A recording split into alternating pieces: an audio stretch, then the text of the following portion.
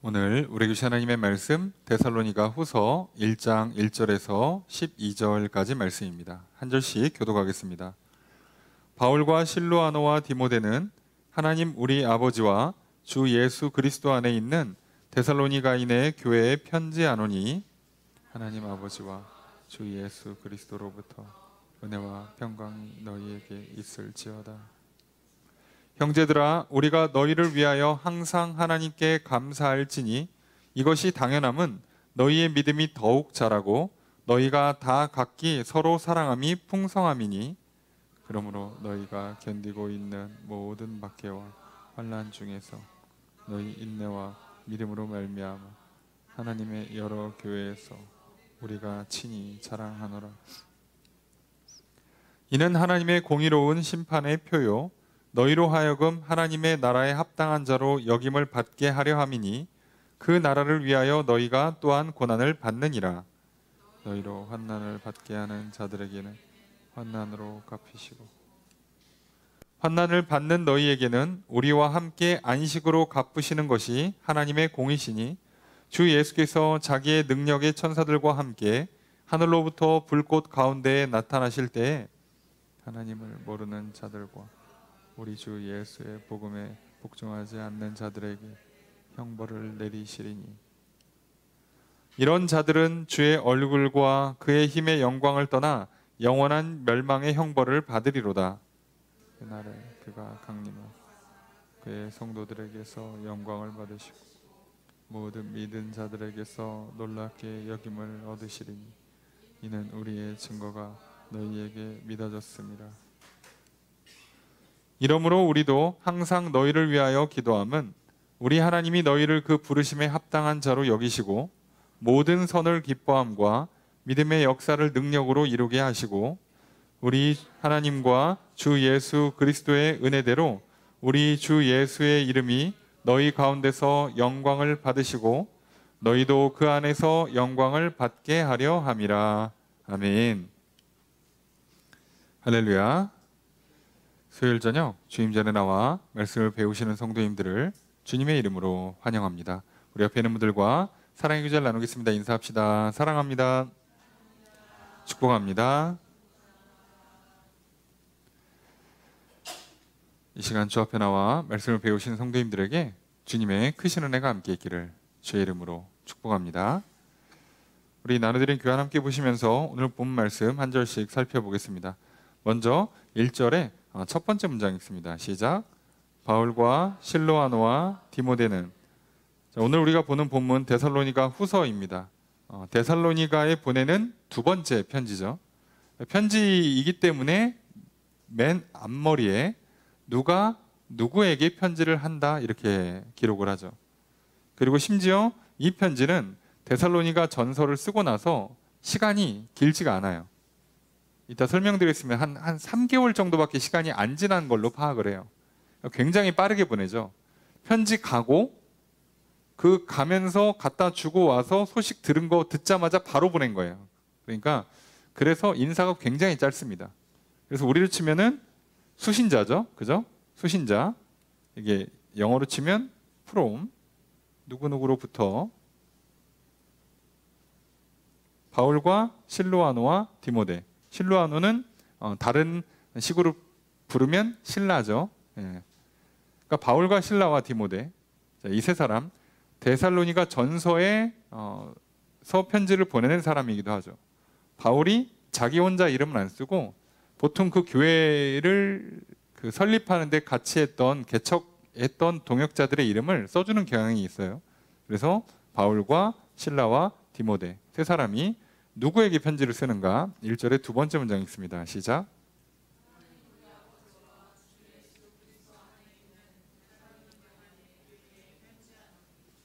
자, 원문을 보면 항상 편지하노니는 없겠죠. 자, 이거는 to입니다. to. 누구누구에게. 자, 누구한테 보내느냐? 데살로니가인의 교회에. 데살로니가인의 교회에. 자, 그런데 바울이 쓰는 서신은 특징이 있다고 그랬어요. 인사말에서 편지 내용의 힌트를 얻을 수가 있다고 그랬죠. 항상 그 상황에, 그 교회의 상황에서 가장 강조해야 되는 부분들, 또는 가장 문제가 있거나 심각한 내용들에 대한 그 부분들을 다루면서 시작을 해요. 그래서 그냥 데살로니가인의 교회라고 해도 되는데, 또는 뭐 여러 이유로 그냥 가볍게 써도 되지만 하나님 우리 아버지와 주 예수 그리스도 안에라고 굳이 썼어요. 자, 그러니까 지금 데살로니가인의 교회 안에 있는 대부분의 문제들은요, 하나님, 예수님에 관한 문제일 확률이 높아요. 아니면 그냥 아예 문제가 없든가, 그냥 무난한 인사라고 생각을 하면 문제가 없는 건데, 문제가 없으면 편지를 쓸 일도 없기 때문에 문제가 있다는 거고, 그 문제가 있다면 지금 가장 기본적인 문제가 있어요. 그래서 하나님 아버지와 예수 그리스도 안에 있는 데살로니가인의 교회에 편지를 쓴다라고 명시를 하는 거죠. 뒤에 보면 알겠지만 데살로니가 후서는요, 전서를 보낼 때랑 상황은 똑같아요. 데살로니가 교회는 바울이 개척한 모든 교회를 통틀어서 가장 모범적인 교회예요. 특이하게도 사역 기간이 한 채 3주 정도밖에 안 될 정도로 엄청 짧게 사역을 하고, 바울이 너무 짧아서 하다 안 돼갖고 자기가 디모데도 보내고 실라도 잠깐 보내고 이렇게 할 정도로 짧은 기간밖에 못 있었어요. 그럼에도 불구하고 굉장히 잘 성장한, 신앙 내용에 흠이 거의 없는 그런 교회로 성장을 했습니다. 모든 면에서 모범이에요. 믿음도 제대로 들어갔고 사랑도 제대로 실천하고 있고 교회 안에 내부적인 문제도 거의 없어요. 단지 짧게 있었기 때문에 필연적으로 발생할 수밖에 없는 문제, 이단들, 거짓 교사들이 와서 헛소리를 하면 잡아줄 사람이 없어요. 자, 여기서 문제가 생겼습니다. 그때 데살로니가 우리가 전설을 통해 살펴본 것처럼 이 거짓 교사들이 했던 주된 가르침의 핵심은 뭐냐? 사실은 재림에 관한 문제였다고 그랬죠. 예수 그리스도의 재림에 관한 문제를 놓고, 재림할 때 예수님 재림하실 때 살아있는 사람들만 예수님 만난다는 거예요. 그러니까 먼저 죽으신 성도님들은 못 본다, 이런 식으로 누가 이상한 소리를 하니까 성도님들이 슬픈 거야. 아, 진짜야? 아, 주님 왜 빨리 안 오시고, 우리 가족 중에 누가 먼저 갔는데 어떡하나. 자, 이런 일이 자꾸 생기는 거예요, 교회 안에. 자, 그런 문제들, 또는 조만간 주님 오시는데 뭐 얼마 안 남았어, 이 세상 살이가. 뭘 이렇게 열심히 살아? 적당히 놀아, 일도 하지 마. 자, 이런 류의 이제 일종의 방종 또는 게으름, 타락이 들어와요, 교회 안에. 자, 재림을 잘못 가르치는 문제들이 항상 교회 안에 있었죠. 자, 그리고 그 다음에 문제는 데살로니가 교회는 데살로니가 교회 문제는 아니에요. 이 당시에 온 유럽에 있었던 모든 교회들의 문제, 유대인으로부터 말미암은 핍박 또는 로마로 말미암는 핍박이 있었어요. 자, 그래서 교회는 이런 내부적으로는 거짓 가르침들, 이단들의 어떤 잘못된 가르침들이 들어오는 문제, 그래서 교회 안에 게으름이나 교회 안에 성적인 타락이나 교회 안에 어떤 그 도덕적인 문제들이 터지는 경우가 생기고, 그러니까 편이 갈라지고 싸움이 나고 분열이 나는 그런 문제들이 있거나, 외부적으로는 환란이나 고난이 있어요. 데살로니가 교회는 내부적으로는 별 문제가 없어요. 사람들이 좀 헷갈렸고 좀 근심하고 좀 슬퍼했을 뿐이지 별 문제는 없었어요. 그리고 외부에도 엄청 심한 핍박은 아니에요. 근데 꾸준히 좀 힘들게 하는 건 있었죠. 근데 편지를 보내고, 데살로니가 전서를 보내고 보고를 듣고 나니 여전히 이 문제가 쉽게 해결될 것 같지 않아 보인 거예요. 바울은 가서 오래 있다 온 게 아니거든요.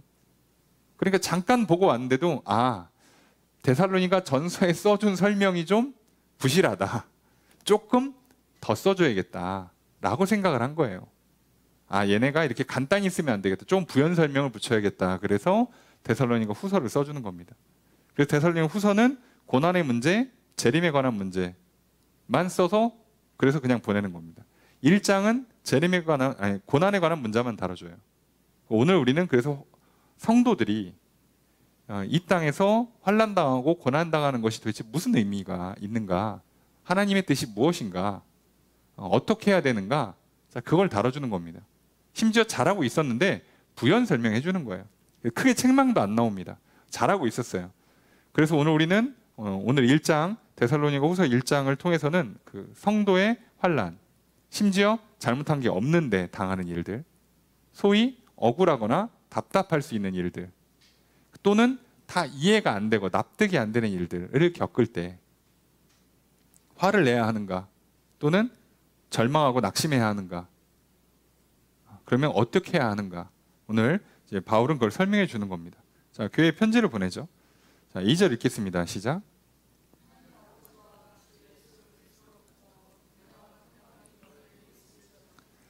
자, 인사글이기 때문에 누가 누구에게라고 딱 명시한 다음에 축복을 해주죠. 인사해줘요. 그래서 은혜와 평강이 하고 너희에게죠. 있을지어다는 쓰지도 않습니다.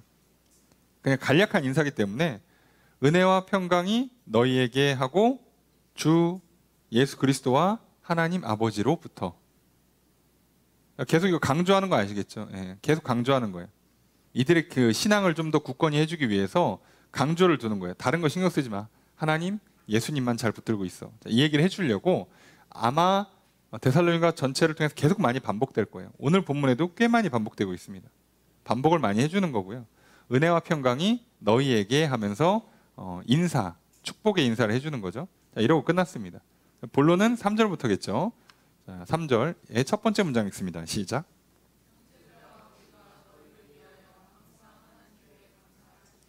주어서로가 어떻게 될까요? 우리가 감사할지니라고 돼 있어요. 자, 이거 한국말로 감사할지니면 정확히 무슨 뜻일 것 같아요? 감사해야만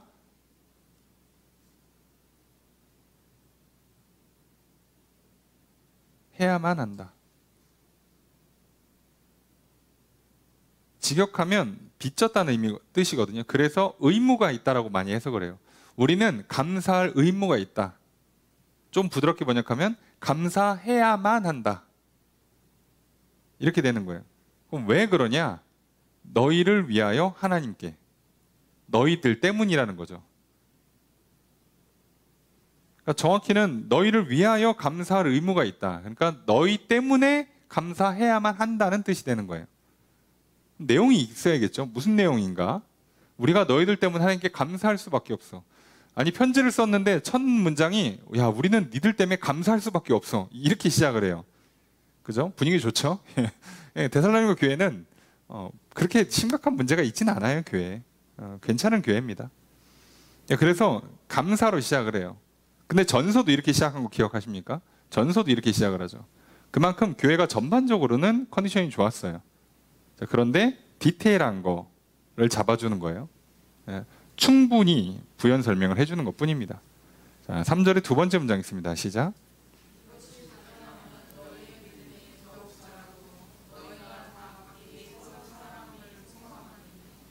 자, 주어서로가 어떻게 될까요? 이것이 당연하다예요. 자, 우리가 잘 안 쓰는 표현이라서 어떻게 하지 말고 그냥 순수하게 그냥 국어로 보는 겁니다. 자, 이것이 당연하다. 왜냐하면 요거 때문에. 자, 때문에 이유가 나오죠. 자, 이유가 두 가지 나왔어요. 첫 번째 이유가 뭐예요? 너희의 믿음이 더욱 자라고. 이게 첫 번째 이유. 두 번째 이유는 너희가 다 각기 서로 사랑함이 풍성하다. 우리가 하나님께 감사할 수밖에 없어.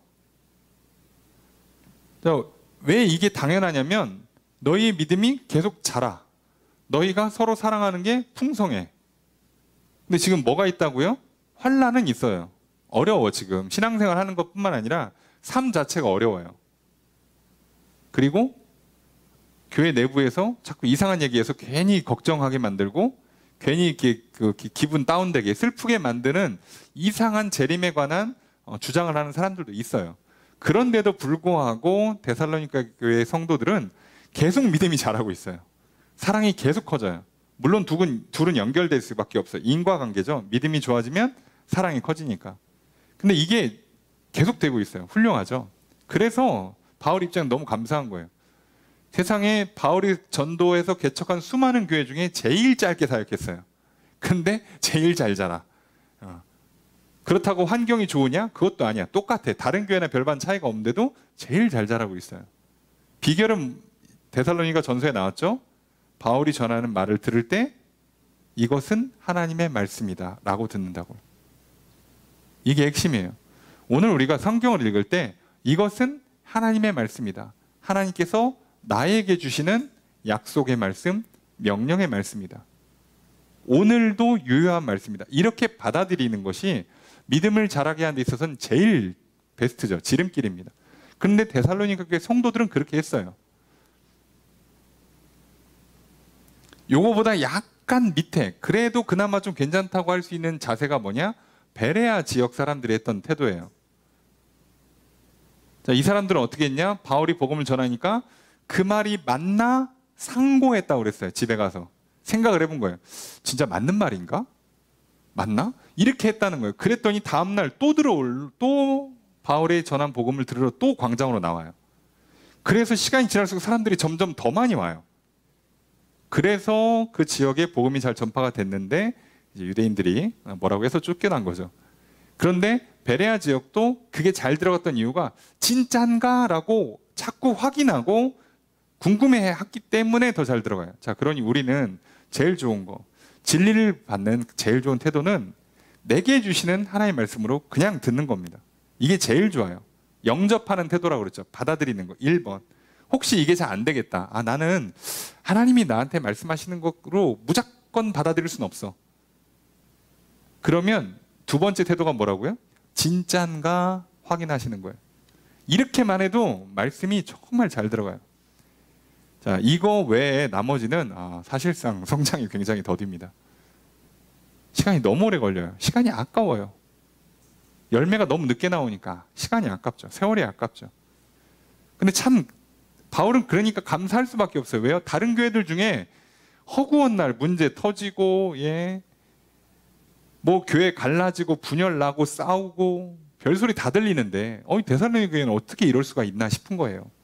감사하죠. 그러니까 여러분 그렇잖아요. 우리도 만약에 자녀를 키우는데 내가 뭐 예를 들어서 첫째에는 막 학원도 보내고 과외도 시키고 막 운동도 시키고 막 먹을 거 잘 먹이고 뭐 영양제 먹이고 뭐 머리 좋아지라고 총명탕 먹였는데 그 생쇼를 했는데 성적에 얘는 안 올라. 맨날 학교 사고 치고 오고. 얘한테 힘을 다 쏟느라고 둘째는 신경을 좀 덜 썼는데 얘는 지가 알아서 공부하고 지가 알아서 챙겨 먹고 지가 알아서 운동하는데 더 건강하고 잔병 치료도 안 하고 성적도 저 좋은데 심지어 부모님한테 맨날 고맙다 그러고 막 효도도 지가 더해. 용돈 아껴 선물 다 해. 그러면 부모 입장에서는 둘 다 사랑하지만 둘째를 보면 고맙죠. 너무 잘 자라신 게 고맙죠. 왜요? 심지어 잘 못해줬잖아. 바울 입장에서는 괜히 마음의 짐이 있어요. 데살로니가 교회에 조금 더 있었어야 되는데 너무 짧게 있었어요. 상황이 안 좋아서. 그래서 늘 마음 한구석에 짐이 있는데 어떻게 된 게 더 잘 자라. 너무 고맙죠. 바울의 심정이 좀 그래요. 그래서 편지 보내고 피드백 받을 시간도 아니에요. 갔다 오는 시간이거든요. 3개월이면. 옛날이었으면 그냥 갔다 오면 끝이에요. 근데 갔다 오자마자 다시 보내는 거예요. 좀 더 써줘야겠다. 그게 지금 바울의 마음인 거죠. 근데 물론 그 사이에 해결은 당연히 안 됐어요. 될 수가 없죠. 그래서 그렇게 하는 겁니다. 그런데 이거는 굉장히 중요한 얘기예요. 여러분, 믿음 충만, 사랑 충만은 가장 핵심이에요. 우리 신앙에서. 그리고 오늘날 성도들이 무슨 이유인지 모르겠는데요. 저는 그렇게 해석합니다. 오늘날 우리 신앙이 망가진 이유 중에 하나는 잘못 해석했다고 생각을 하는 게 있어요. 우리가 산업혁명, 그리고 2차, 3차, 4차까지 그 혁명이 진행되면서 산업이 개발되고 삶의 질이 급상승했죠. 그래서 관심 있는 분들은 아시겠지만 1900년대 이후로 인구가 급격히 상승합니다. 그런데 1900년대까지만 해도 무슨 문제가 있었냐? 농업 생산량이 형편없어요. 먹을 게 없어. 근데 이때 갑자기 사람들이 그 산업혁명, 사실은 석탄 석유잖아요. 석탄 석유를 통해서 증기기관을 개발하면 기계가 들어온 다음에 석탄 석유의 부산물로서 나오는 화학이 발달하잖아요. 그때 드디어 우리에게는 참 감사한 질소 비료가 나온 거예요. 야, 곡식들이 미친 듯이 자라요. 그 다음에 여기저기 전 세계에다가 식민 지배하면서 제국주의 애들이, 그러니까 유럽은 땅이 별로 없잖아요. 넓은 땅에다가 그 기술과 값싼 노동력과 여러 가지 화학 그 장비들을 쏟아부어갖고 농사를 미친 듯이 뿌린 거예요.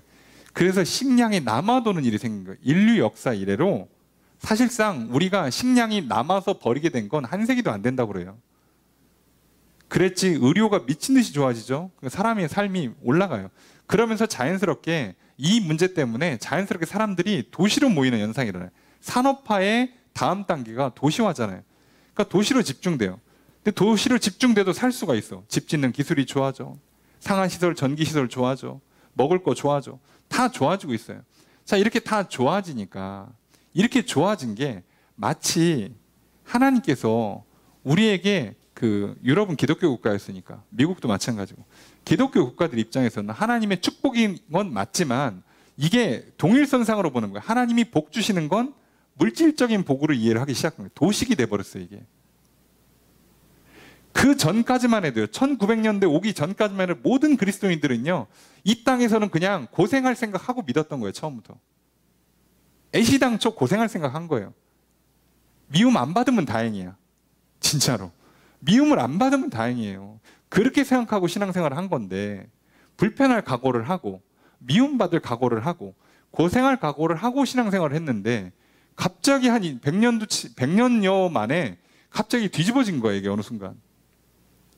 그러니까 크리스찬 국가들이 너무 잘 살게 되니까 하나님을 잘 믿는 건 그냥 물질적인 복이 보장된다라고 생각을 하기 시작하는 거예요. 그러면 어떤 문제가 연달아 오냐면 그러다가 이제 드디어 어디에 왔어요? 뭐든지 한계가 있잖아요. 아니 도시에 모여서 사는 것도 한계가 있지. 더 이상 서울에 얼마나 모여들어. 하다 안 되니까 지금 정책을 뭐라고요? 서울을 좀 확장시키자. 사람들이 원하는 건 인서울이잖아요. 근데 서울은 땅이 정해져 있고 빌딩 올리는 것도 한계가 있고 강남 주저앉는 다음에 안 되겠죠. 그러니까 어떻게 하면 돼요? 뭘 어떻게 해. 서울을 넓히면 되지. 자, 너무 당연한 건데 그죠? 근데 반대를 못 하잖아요, 지금. 그거에 대한 반대 의견을 못 내요. 이거 반대 의견 냈다가 역풍 맞거든요.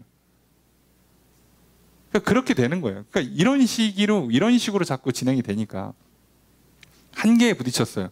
아무리 밀집을 하고 싶어도 이제 더 이상 도시가 받아들일 수 있는 한계치가 있어요. 경제가 성장을 해도 한계치라는 게 있어요.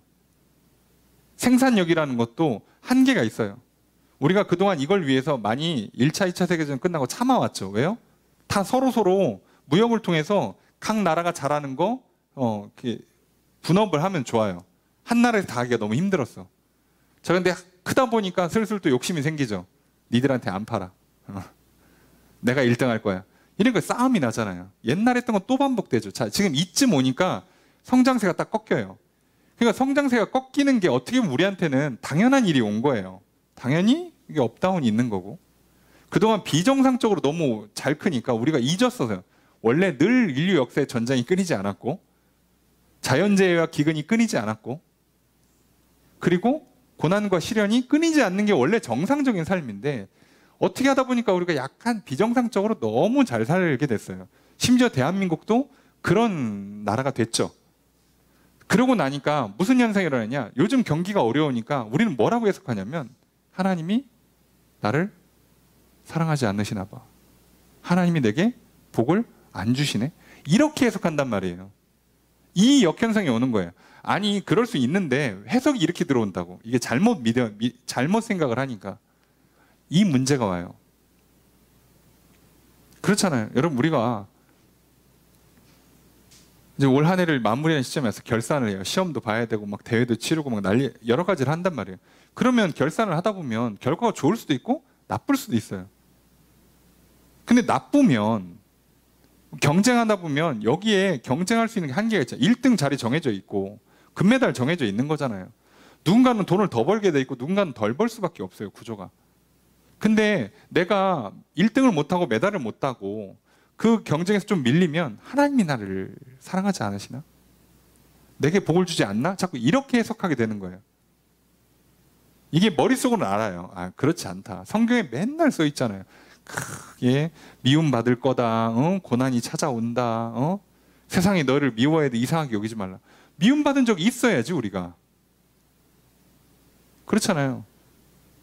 전설적인 얘기예요. 옛날에 교회 다니면 뭐 학교에서 맞았다. 부모님한테 맞았다. 전설적인 얘기죠. 이제는 어디서 들어볼 수도 없죠. 예. 큰일 납니다. 대한민국에서 그렇게 했다가는. 그러니까 우리 이해가 안 돼요, 지금. 예. 이해가 안 되는 거예요. 원래 다 그러고 다녔어요. 아니, 불과 진짜 얼마 전이에요. 제가 고등학교 때만 해도 채 30년도 안 되는 시절인데, 저희 여름에 보충 수업 빼고 수련회 가려면 저희 남자들 거의 다 빠따 맞고 왔어요. 교무실 끌려가서 맞고 갔어요, 맞고. 보통 10대씩 맞고 갔거든요. 그 수련회 첫날 저녁에 이제 그 방에 아이들끼리 모여가지고 이렇게 얘기하는 거예요. 남자들끼리 너는 몇 대 맞고 왔냐, 너는 몇 대 맞고 왔냐. 씻으면서 서로 보여주면서 약간 훈장처럼, 야, 이게 내가 영광의 십자가다 이러면서. 그러던 시절이 불과 채 20년, 30년밖에 안 돼요. 그러니까 그게 너무 당연한 건데 어느 순간 우리가 이거 잊었어요. 자, 그래서 놓치시면 안 돼요. 원래 고통이 있는 겁니다. 원래 고난이 끊임없이 있는 거예요. 이걸 우리가 늘 기억하고 이걸 전제로 깔고 시작하셔야 돼요. 그래서 오늘 우리 삶에 아예 이런 게 시련과 환난과 고통이 없다. 기적 같은 일이 벌어지는 거예요. 감사하시고 찬양하시고 기뻐하셔야 돼요. 아니, 데살로니가 교회는 담임자가 3주밖에 목회를 안 하고 가끔씩 땜빵으로 누가 잠깐 왔다 가고 와갖고 이상한 사람들이 와서 막 재림 때 이렇다 저렇다 헛소리하고 있고, 막 로마는 막 교회 못 살게 막 괴롭히고 그러는데 믿음이 자라고 사랑이 충만해요. 생각해보세요. 근데 우리는 오늘 먹고 사는 게 뭐가 문제가 있습니까? 생각해보면 어디 가서 뭐 교회 다닌다고 우리가 욕을 먹습니까? 뭐 고난을 받습니까? 국가가 우리는 뭐 핍박을 합니까? 교회 안에 누가 막 헛소리를 합니까? 그런 거 하나도 없는데, 그런데도 우리는 믿음이 잘 자라지 못해요. 어떻게 된 게? 사랑이 풍성하지 못합니다. 자, 그래서 우리가 이거를 좀 생각해 보셔야 돼요. 지금 내가 뭔가 약간 잘못되고 있구나. 실수하고 있구나. 예. 아니에요. 놓치시면 안 돼요. 믿음과 사랑이, 우리 영혼의 믿음과 사랑이 우리 신앙의 핵심이에요. 건강하냐, 잘 먹고 잘 사냐, 돈을 많이 버냐, 재산을 많이 축적하냐, 사회적으로 성공하냐, 명예를 갖느냐는 건 부수적인 문제. 이거는 있으면 좋고 없으면 할 수 없는 거예요. 원래 그런 겁니다. 원래 그럼 그걸 잘 기억하세요. 오늘날 뭐 부연 설명이니까 이해하시고, 오늘날 이스라엘 팔레스타인 전쟁하죠. 이스라엘 백성들이 전 세계에서 미움받죠. 이래저래. 그럼 우리 생각에는 아니 아무리 인간적으로 2000년 전에 니들 땅이라고 그래놓고 다시 들어와서 뺏는 게 어딨어. 그렇게 치면 다 내 땅이게? 이거 우리 조상 때 땅이야. 그러고 뺏으면 다 전쟁 나게? 근데 이스라엘 백성들 입장에서도 억울한 거예요. 이 사람들은요, 진짜 전 세계한테 미움받았어요. 한이에요, 한. 이스라엘 저렇게 독하게 만든 게 우리라고 따지고 보면. 이스라엘 백성들이요, 본인들이 잘못해서 물론 하나님께 징계받고 뭐 아수르 바벨론 멸망하고 그 뒤에 이어서 계속 뭐 독립전쟁 실패하다가 로마에 멸망당하면서 전 세계로 흩어지기 시작합니다. 흩어져요. 계속 그 지역이 목이 좋은 자리니까, 굉장히 좋은 자리, 지금도 봐서 알겠지만 지리적으로요, 유럽, 그리고 그 당시 고대에 가장 중요했던 인도, 중국, 그리고 오늘날은 미국, 여기를 잇는 핵심 통로잖아요. 예전부터 무역이 발달한 좋은 땅이에요. 사실 농사 짓기 좋은 땅은 아닌데 지리적으로는 좋은 땅이 맞아요. 거기도. 우리나라도 농사 짓기 좋은 땅은 아닌 거 아시죠? 근데 지리적으로 굉장히 좋은 거 아시겠어요? 우리나라도. 그러니까 맨날 여기저기서 공격 들어오는 거예요. 지리적으로 좋다는 뜻이에요. 저도 안 가져가는 땅이 아니란 뜻이라 누구든 갖고 싶은 땅이라고. 자, 그래서 쫓겨나고 났더니 이 사람들은요, 율법이랑 이런 게 있으니까 맨날 미움받지. 그러니까 어떻게 해요? 일을 천대받는 일을 해요. 그래서 한 게 고리대금업이에요. 직업을 안 줘. 직업을 안 준다고. 일을 줘야 하지. 그러니까 악착같이 벌어서 돈 빌려주는 일을 했어요. 그렇게 하면서 이 사람들이 큰 거예요. 하늘 일을 갈면서. 그런데 그러다 보니까 미움받으니까 뭐 16세기에는 뭐 17세기에는 프랑스한테 쫓겨나. 그러니까 뭐 나폴레옹한테 쫓겨나. 뭐 독일에서 쫓겨나. 한도 끝도 없이 쫓겨난 거예요. 그러다가 2차 세계대전 끝날 때 2차 세계대전 때 땅을 차지할 수 있는 기회가 오니까 당연히 영국이 니네 땅 차지할래. 그러니까 계약서 쓰는 거예요. 사실상 영국이 잘못한 게 맞지. 팔레스타인이랑 이중계약해갖고 지금 싸움 붙인 거잖아요. 그러니까 여러분 죽어도 안 나갈 거예요, 이스라엘은. 그런데요, 그 고난 중에요, 사람들이 맨날 미워하고 직업을 안 주고 그러니까 찾다가 하는 일이 대부업, 유통업이었어요. 무역. 그리고 그게 지금 전 세계에서 가장 부가가치가 높은 사업 중에 하나죠. 그럼 영국은 왜 이스라엘한테 그 땅 준다고 하고 전쟁할 때 이렇게 땅 준다고 했냐면, 영국의 그 이스라엘의 그 유명한 로스차일드 가문이 대부업, 우리로 치면 좋게 얘기해서 은행이죠. 대부업을 통해서 돈을 미친 듯이 벌었어요. 유럽 재산의 모음 몇 분의 1을 다 혼자 다 차지했다 할 정도로 그 가문이. 전쟁에 돈이 없잖아요. 빌려달라고 해서 해준 거예요. 그래서 땅을 차지하기 시작한 겁니다. 여러분 같으면 뺏기겠어요? 저 절대 안 뺏깁니다. 근데 지금 문제는 그 돈이 또 누구 밑에 흘러가고 있어요? 미국에 흘러가고 있잖아. 미국 무조건 도와줘요. 안 도와줄 수가 없어요. 그럼 생각해 보세요. 원래 고난당하는 거예요. 어떻게 보면 크리스찬들은. 근데 그 고난당하면서 도망다니고 쫓겨다니고 피했더니 결국은 전 세계에서 건드릴 수 없는 강자가 돼요. 이게 하나님의 이상한 방식이라니까요. 아브라함이 쫓겨나서 목축업자가 산에 가서 살아요. 그런데 제일 큰 부자가 된다니까? 희한하게. 그게 우리의 운명 같은 거예요. 세상에서 좀 미움받고 천대받고 일 떠밀려서 하고 잔업 다 뒤처리 다 해야 되고 그렇게 하다가 강해져 갖고 오히려 나중에 뛰어난 사람이 되는 게 우리의 방식이에요. 근데 우리는 처음부터 그렇게 남들한테 억울한 일 당하고, 그죠? 일 떠밀려서 하고 안 좋은 부서로 배치받고 일 괜히 막 그 잔업 많이 몰려받고 그러면 하나님 나 미워하시나? 이렇게 생각한단 말이에요. 복이 지지리도 없구만. 직업을 골라도 잘못 골랐어. 부서를 배정받아도 잘못 받았어. 아우 옛날에 공부를 좀 더 할 걸. 그때 그 기술을 자격증을 따놓을 걸. 우리가 이렇게 생각하는 건 이미 생각을 잘못하고 있는 거예요. 아니에요. 어딜 가도 이건 우린 못 피합니다. 그런데 참 놀랍게도 데살로니가 교회 성도들은 이걸 그렇게 받는 거예요. 고난이 오는데 이건 하나님이 내게 좋으라고 주시는 거다라고 그냥 받는 거예요. 그냥 받고 거기서 그냥 버텨요. 참아요. 하나님 주시는 힘을 구하고 용기를 구해서 버텨요. 그래서 믿음이 안 꺾이는 거예요. 사랑이 식질 않는다고. 여러분 이게 오늘 우리가 살아가야 되는 삶의 모습입니다. 왜 경제 성장이 꺾이니까 내 믿음도 꺾이냐고. 왜 통장 잔고가 꺾이면 내 믿음도 꺾이냐고. 그런 게 어딨어. 아니에요. 상관없어요. 오히려 더 커져야죠. 그걸 기억하십시오.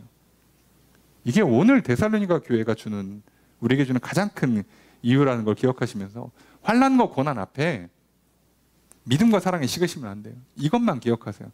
좋든 나쁘든 상황과 상관없이 우리 영혼의 믿음과 사랑은 늘 충만해야 합니다.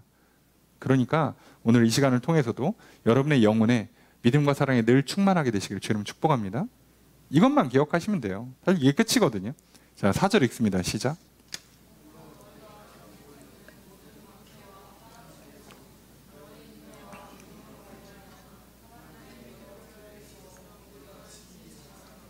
주엇을 어찌할까요? 우리가 자랑한다.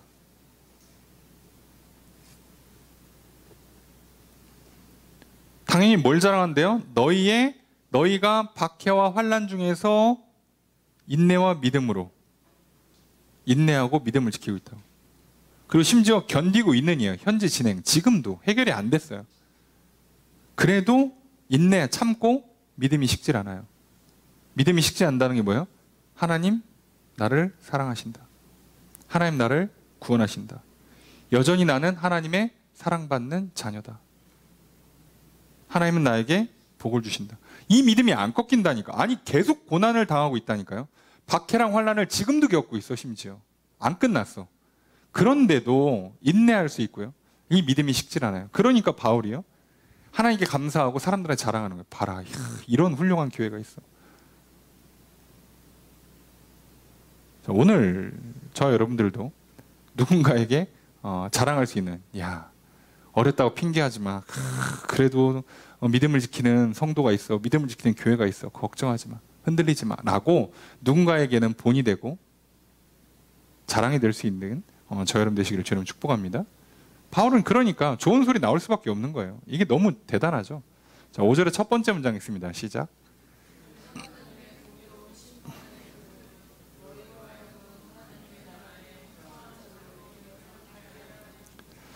자, 주어수로 뭘까요? 예, 한국말이 똑같이 생겨서 어렵죠? 자, 이는이 주어예요. 자, 이는, 이것은 이란 뜻입니다. 자, 이거 대명사죠? 앞에 뭔가를 받아서 생략해서 압축해서 쓴다는 얘기, 뭐를 받았을까요? 그래야 해석이 되잖아요. 이것은 뭐다? 이다예요. 표이다. 표이다. 표시, 증거이다. 티켓이란 뜻이에요. 이것은 표시, 티켓이다. 그러니까 이게 뭐냐고. 그럼 앞에 있겠죠, 웬만해선. 앞에 뭐일 것 같습니까? 이걸 잘 찾으셔야 돼요. 오늘 전체를 통틀어서 제일 중요한 내용, 잘 찾아야 되는 내용이 이겁니다. 뭘까요? 5절에 이것은이 앞에 무엇을 받는 걸까요?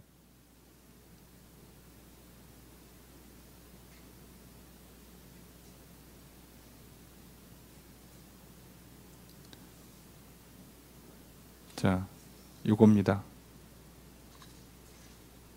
너희가 견디고 있는 박해와 환난 중에서 너희의 믿음과 인내와 믿음. 박해와 환난 중에서 너희의 인내와 믿음이 이것이에요. 이것. 이것이 이는입니다. 5절에. 너희가 환난과 박해를 받고 있는데도 인내하고 믿음을 갖고 있다는 것이 뭐라고요? 하나님의 공의로운 심판 때 티켓이 된다는 거예요. 하나님 저 진짜입니다라고 얘기할 수 있는 거예요. 맞죠? 여러분, 환난이 갖고 있는 특징 중에 하나는 그 환난이 나한테는 어떤 의미에서는 테스트라고요. 테스트. 진짜인지를 볼 수 있는 거예요. 원래 뭐든지 시험은 어려워요. 근데 그 시험을 통과할 수 있는, 통과를 하는 걸 증명해야 된단 말이에요. 실력을. 내가 원래 그거 아는데 시험 볼 때 틀렸어. 그 아는데라고 얘기하면 안 돼요. 내가 답안지 밀렸으면 실수인데, 예?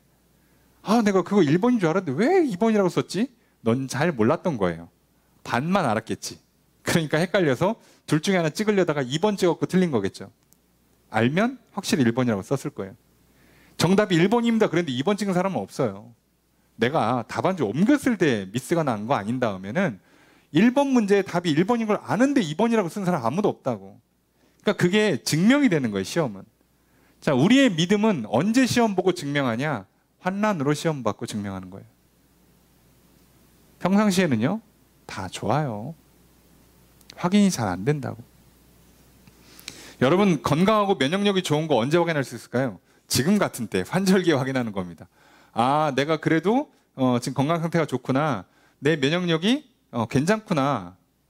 그래서 날씨가 이렇게 딱 바뀌면서 갑자기 막 일교차가 심해지면서 감기가 들기 쉬울 때 감기에 안 들리는 나의 모습을 보면서 면역력이 괜찮군.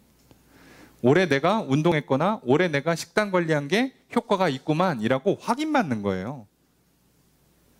나 되게 건강한데 이렇게 나는 이렇게 꼭 11월 달에 독감 한 번씩 걸리더라. 그건 틀린 말이죠. 되게 건강한데 꼭 독감 한 번씩 걸리더라고 어딨어. 그건 건강한 게 아니죠. 독감이 취약한 거예요. 왜 건강한 거예요, 그게? 다른 건 건강할지 모르겠어요. 독감이 취약해요. 근데 진짜 위험합니다. 독감 잘못 오면 합병증으로 폐렴 오면 그때는 진짜 위험해요. 여러분, 따지고 보면 코로나도 독감이에요. 결국은 감기유 바이러스라니까요. 네? 호흡기 질환 바이러스라고. 그거 다 그냥 독감이라고 부르는 거예요, 우리가. 그냥 그렇게 생각하시면 안 되는 거죠. 내 면역력이 정말 강하고 내가 건강 상태가 좋다면 안 걸려야 되는 게 맞는 거예요. 또는 내가 예방접종을 통해서 미리 면역 체계를 확보해 놔야 되는 거죠. 그래야 건강한 거죠. 그러니까 내 건강 상태는요, 계절 바뀔 때 확인하는 거예요. 전염병 유행할 때 검증 받는 거예요. 야, 진짜 저 사람 진짜 건강하다. 야, 다 걸리는데 어떻게 저 사람 딱 하나만 안 걸렸어. 저 사람 진짜 건강한 거 맞아요. 면역력 진짜 좋은 거죠. 예. 그게 진짜죠. 그러니까 우리는 고난과 환난 중에 믿음을 지키는 것으로 우리가 확실하게 성적표를 끊어올 수 있는 거예요. 하나님, 그래서 하나님의 심판 때 하나님 저 보세요. 그때 제가 딱 믿음 지킨 거 보셨죠? 저는 90점짜리입니다. 저는 100점짜리입니다라고 딱 외칠 수 있는 거예요. 그래서 이러나 저러나 환난은 피할 수가 없어요. 왜요? 예수님 말씀하셨죠. 세상과 다르니까 세상이 너희를 미워할 거라고. 어둠이기 때문에 빛을 싫어할 거라고. 너희들이 나를 믿으면 나랑 똑같이 되니까 세상이 너희를 싫어할 거라고. 당연히 싫어해요. 미움받는 게 정상인데다가 시험을 보고 증명을 할래도 환난을 당해야 돼요. 그러니까 어떻게 환난을 피합니까 우리가? 무조건 당해요. 무조건. 세상에서 억울한 일 피하려고 하지 마세요. 내가 웃으면서 얘기하고 일 잘하고 때마다 선물 보내고 그러면 사람들이 다 날 좋아해 주겠지? 그렇게 생각하지 마세요. 하시는 건 좋은데 그 생각 뒤에 생각은 하지 마세요. 그래도 미워할 사람 미워합니다. 그러려니 하세요. 내가 정상으로 살고 있구나. 내가 웃으면서 인사하고 선의를 베풀고 사랑을 실천하는데도 미워하는 거 보니까 내가 지금 잘하고 있구나. 이렇게 해석하셔야 돼요. 더 잘한다고 생각하시면 여러분 큰일 납니다. 병들어요. 무리하시다가 병납니다. 하지 마시고 여러분이 하나님 말씀대로 살고 있는데도 불구하고 잘못한 게 없는데도 미움받으면 더 잘할 게 아니고 당연하게 받으세요. 정상적인 일이 일어났구나. 지금 여기서 내가 하나님을 향한 신뢰와 사랑을 잃지 않음으로써 이제 내가 하나님께 증명해야 되는 때가 됐구나. 여러분이 잘했는데 누군가 여러분 뒤통수 치면 사람 기분은 안 좋을 수 있어요. 사람이니까. 그때 막 낙심하고 하나님 나한테 이럴 수 있습니까? 내가 저 사람한테 얼마나 잘했는데 저 사람이 나한테 이렇게 할 수 있습니까? 여러분 그러면 하나님께서 뭐라고 하는지 아세요? 뭐라고 하냐면 50점 이렇게 평가가 떨어지는 거예요. 70점 이렇게 평가가 나오는 거예요. 그래서 그렇게 이해하시라고요. 우리의 사고방식이 이겁니다. 세상과 달라요. 속지 마세요. 처음부터 일이 잘 풀리고 잘 된다는 걸 전제하지 마세요. 애시당초 그렇게 생각하는 것 자체가 문제예요. 속으시면 안 됩니다. 여러분 솔직히 말해서 지금 전 세계적으로 저성장에 여러 가지로 취업난에 사회적인 젊은이들 사회적인 현상을 겪고 있잖아요. 취업 안 한다 그러고 요즘 그런 말이 있대요. 전업자녀?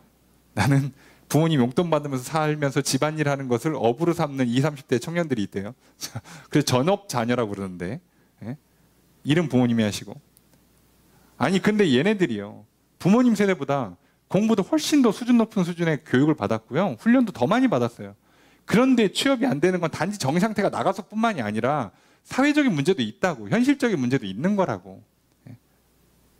그러니까 얘가 더 노력하면 좋은 데 취업한다고 무조건 이렇게 말하면 안 되는 거예요.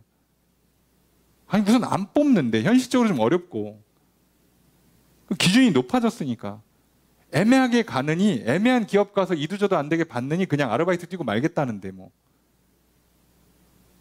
그렇잖아요.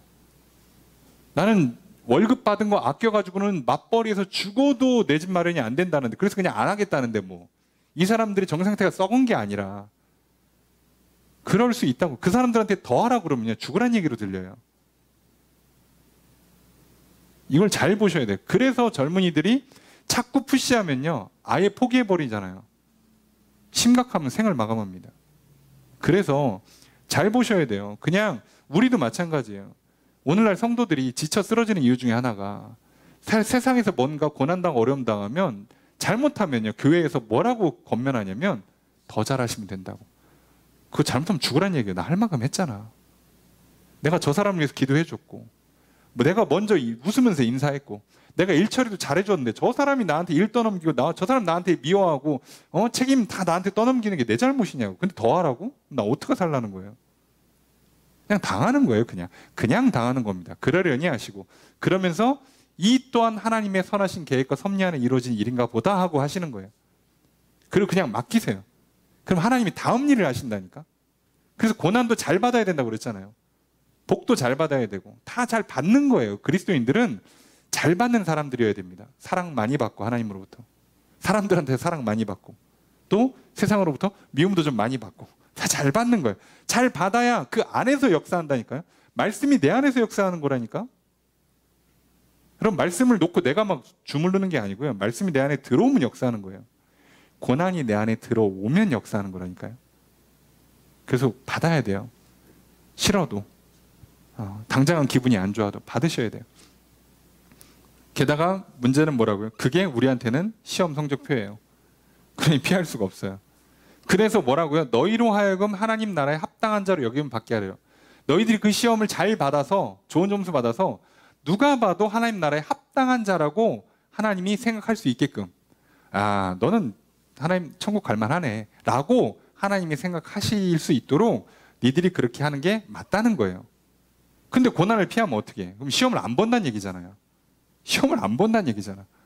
시험을 봐야 합격이 되든 불합격이 되든 상을 받든 뭐 훈련을 더 받든 할 텐데 시험을 안 봐버리면 어떡하냐고. 시험은 보는 게 낫습니다. 가능하면 빨리빨리 봐서 빨리빨리 통과하고 패스하는 게 훨씬 좋아요. 그래서 옛 어른들 말씀이 참 맞는 것 중에 하나가 고생은 젊어서 하는 게 맞아요. 더 좋아요.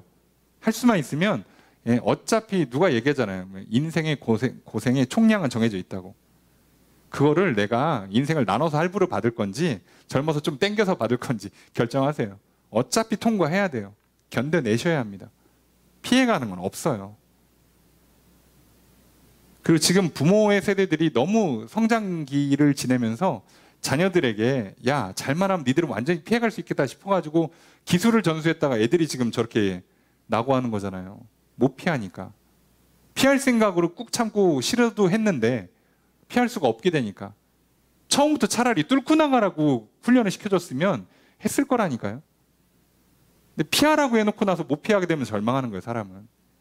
야, 너는 훨씬 더 좋은 환경에서 훈련 잘 받고 잘 먹고 건강하게 힘내고 지혜롭게 똑똑하게, 그래서 야, 어떤 어려움이 나와도 뚫고 나가. 그랬으면, 그렇게 자랐다면 잘 뚫었을 거예요. 지금보단 잘 뚫었을 거예요.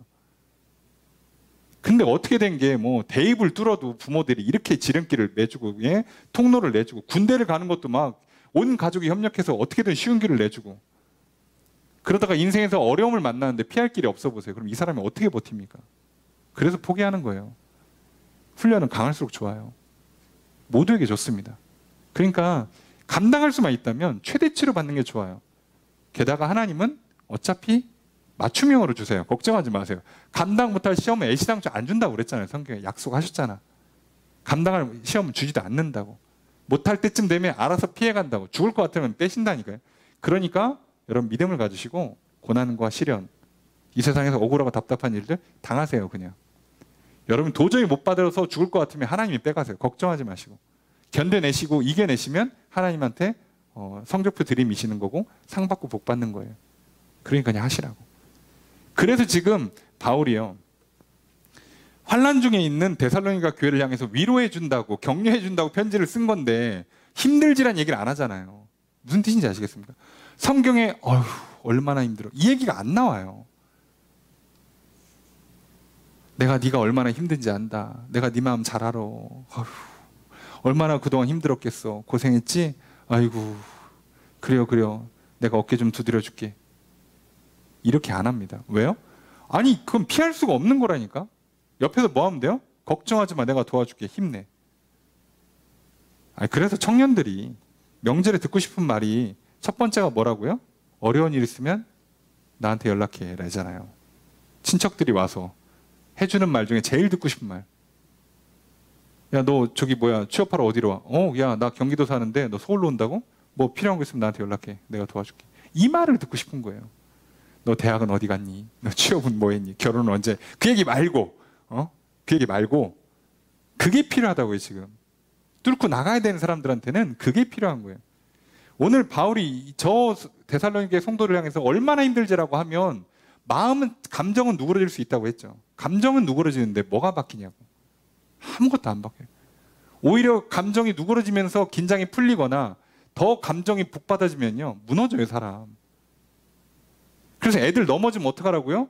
얼마나 아파라고 하면 안 돼요. 걔 울어요, 그냥 거기서. 그래서 어떻게 한다고요? 괜찮아 하고 그냥 잡아 당겨야 돼요. 그냥. 그럼 애가 그런가 보다 하고 그냥 일어나는 거예요. 그래야 안 울고 다음 달려나가요. 넘어질 때마다 옆에서 막 얼마나 아파, 엄마가 미안해 그러면요, 얘 다시는 안 일어나요. 잘못하면요 못 뜁니다. 그 아이. 고난을 향해서 어떻게 뛰겠어. 근데 생각해 보세요.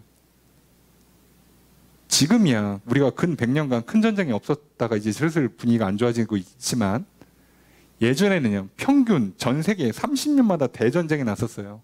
아십니까? 역사 이래로. 그걸 겪은 부모들이 자녀를 어떻게 키울 것 같아요? 엄청 강하게 키웁니다. 왜요? 어차피 죽어요. 약하게 키웠다가는. 그래서 우리가 애시당초 공감해 주는 거 좋아요. 물론 공감해 주는 거 좋은데 물론 그것도 저는 좀 생각이 다릅니다. 공감해 달라고 하는 사람들이 제일 공감을 안 하니까 공감을 받고만 싶은 거지. 그거 말고요. 진짜 위로와 격려는 힘을 실어 넣어주는 거예요. 문제를 뚫을 수 있도록 옆에서 손잡아주든가 뒤에서 밀어주든가 앞에서 끌어주든가 하는 거지. 아이고 얼마나 힘들어. 죄송한데요. 하나도 도움이 안 돼요. 왜냐하면 하나님이요 그렇게 하신 적이 한 번도 없고요. 예수님도 그렇게 하신 적이 한 번도 없어요. 병자들 찾아가서 낫고 싶냐? 라고 하면 병자들이 뭐예요? 하소연 한단 말이에요. 특히나 베데스다 연못에 있는 그게 뭐 38년 된 그게 중풍병자 뭐라고요? 저기 물이 휘어질 때 그때 들어가야 낫는데 아무도 날 데려다 줄 사람이 없다고 하소연하니까 예수님 뭐라고? 낫고 싶어? 네, 그러니까 그냥 고쳐주잖아요. 위로를 왜 해주냐고. 고쳐주면 되는데. 여러분 생각해 보세요. 넘어져서 울고 있는 애한테 어떻게 문제를 풀어주냐고. 일어나야 문제가 풀리는 거예요. 일어나면 문제가 그냥 풀리는 거예요. 얘는 다시 일어나서 뛰면 문제가 해결된다고. 다른 게 아예 필요가 없어요. 걱정하지 마세요. 하나님의 위로는요 문제를 풀어주는 거예요. 이 땅에서 어차피 영원한 생명의 문제 안 풀려요. 이 땅에서 어쩔 수 없이 우리가 이 땅에 사는 동안에 육신의 질병의 문제 안 풀린다고. 재정적인 문제 안 풀린다고. 어떻게 풀 거냐고 이거를. 그래서 하나님 약속하셨잖아요. 그게 없는, 눈물도 없고 고통도 없고 질병도 없는 영원한 하늘나라를 줄게. 그게 하나님의 해결책이잖아요. 이 땅에서는 맛만 보라고. 그래서 좋은 일도 있지만 좀 어려운 일도 있을 거야. 건강할 때도 있지만 가끔 병들 수도 있을 거야. 어쩔 수 없어. 이 땅에서는 어쩔 수 없어. 이해해. 근데 진짜는 내가 천국에서 줄게. 여기서는 맛만 봐. 자, 제대로 보려면 이렇게 하시면 돼요. 뚫어내시면 됩니다. 자, 그 얘기예요. 그 얘기. 5절의 두 번째 문장 있습니다. 시작.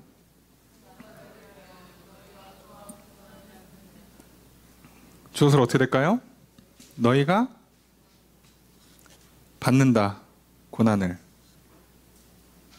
이게 그 다음 단계입니다. 그거를 한 사람들이 이제 어떻게 한다고요? 천국을 향해서 고난을 받아요. 기꺼이. 여기는 자동사입니다. 내가 받는 거예요. 내가. 앞에 건 당한 건데 지금은 그냥 받는 거예요. 내가 그냥 기꺼이 당하는 거예요. 왜요? 천국 갈 거니까. 아유, 이 땅에 뭐 있어? 그냥 가는 겁니다. 이렇게까지 된다고요. 이렇게까지. 이게 우리 신앙의 기본입니다. 세상과 완전히 다른 방식을 제시하는 거예요. 진짜를 준다고, 진짜를. 그래서 이 사람들은요, 고난 중에 뭐 위로와 격려가 필요가 없어요. 왜요? 내가 소망을 품고 그냥 고난을 향해 가, 그냥 이 사람은. 그래서 이 정도까지만 오면 세상이 감당을 못해요. 얘는 겁을 주고 눈물 나게 할 방법이 없는 거예요. 뭘 해도 그냥 가니까. 이 사람 어떻게 막냐고, 세상에서. 사단이 뭘로 시험하겠어? 너 죽어? 그래도 죽으면 천국이야. 그러고 있고. 힘들어. 힘을 내면 되지. 하나님 힘 주실 거야. 도와주신다고 약속하셨어. 그냥 가겠다는데 뭘로 막냐고, 사단이. 그래서 감당 못한다고 돼 있잖아요. 요겁니다. 고난을 향해 가는 사람들을 세상은 감당 못해요. 하나님은 오늘 우리들에게 이걸 요구하시는 거예요. 세상에서 이렇게 살으라고. 피할 생각하지 말고. 못 피하는 거 굳이 피할 수 있다는 생각도 하지 말고. 어차피 못 피하니까. 뭐 적당히 막 위로받고 이렇게 책임을 분산하고 나눠받으면 최대한 덜 아프게 어떻게 갈 수 있는 방법이 있냐? 그런 거 없어요. 기꺼이 식단 관리하고 기꺼이 운동하고 기꺼이 공부하는 사람을 어떻게 아프게 만들 수 있어? 어떻게 바보같이 만들 수가 있겠냐고. 세상이 감당 못해요. 속일 수 있을 것 같습니까? 이거 만병통치약입니다. 이거 한 달만 드시면 병이 싹 났습니다. 절대 안 속아요. 나는 식단 관리하는 게 좋아 지금. 예? 나는 몸에 안 좋은 음식을 안 먹는 게 기쁘다고 지금. 이 사람 어떻게 막냐고. 운동하고 땀 흘리는 게 기분이 좋아요. 공부하는 게 배움이 기분이 좋아요. 이 사람 어떻게 막냐고. 이 사람은 거리에 속지도 않고요. 세상에 질병에 넘어가지도 않을 거란 말이에요. 나이 들어서 병드는 건 뭐 피할 방법이 없지만 그런 거에 안 넘어갈 거라고. 하나님은 그걸 원하시는 거예요. 크리스찬들이 그러니까 그냥 아예 공부를 하는 인생, 운동을 하는 인생, 기도하는 인생, 전도하는 인생으로 그냥 가는 거예요. 못 맞게 만드는 거예요. 이게 하나님의 뜻입니다. 어느 날부터 저도 목사지만 교회에서 자꾸 피할 길을 가르쳐줘요. 지혜를 모읍니다. 어떻게 하면 쉬울까? 어떻게 하면 편할까?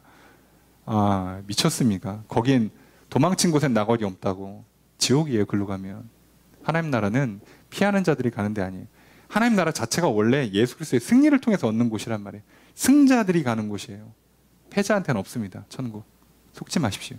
영적 전쟁 이기라고 말씀드리잖아요. 예, 죄악과 싸워 이기는 사람들이 가는 곳이지, 예, 죄악에 지고 나서 천국 가는 건 없어요. 속지 마십시오. 그래서 이렇게 격려하고 위로하는 겁니다. 이게 위로예요. 부족하다 생각해서 더해주는 거예요. 분명히 데살로니가 전서에도 했단 말이에요. 잘하고 있어. 근데 뭐라고요? 계속해. 풍성하게. 자, 이렇게 얘기했는데 바울이 편지를 보내놓고 좀 부족하다 생각했나 보죠. 아니야. 자, 그 사람을 향해 나아가는 사람이 돼야지. 이렇게 얘기해주고 있어요. 이게 진짜입니다. 속지 마십시오. 그리고 6절 읽습니다. 시작.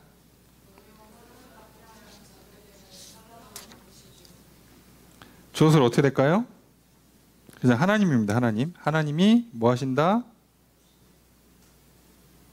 하나님이 갚으신다. 자, 너희를 고통스럽게 만들어준 사람한테는 고통으로 갚는다는 거예요. 그게 공의로운 심판이죠. 그러니까 그 사람들 뭐라고 할 거 없다는 거예요. 하나님 알아서 갚으니까. 어떻게 갚는지는 묻지 마세요. 그냥 갚으시니까. 네. 7절 읽습니다. 시작.